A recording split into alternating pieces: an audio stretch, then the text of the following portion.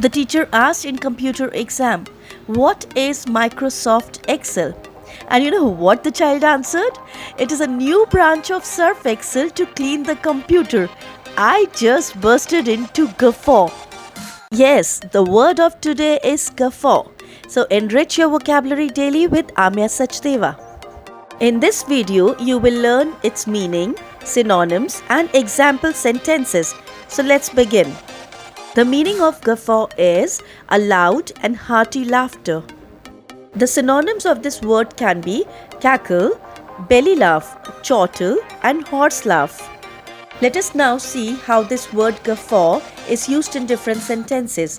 Number 1. All the kids burst out into a guffaw at the joke. After the comedian told a funny joke, he was pleased to receive a large guffaw from the audience. Next sentence, they were chit-chatting among themselves and lost themselves completely in guffaw. I just guffaw in the company of my friends, and I guess so are you.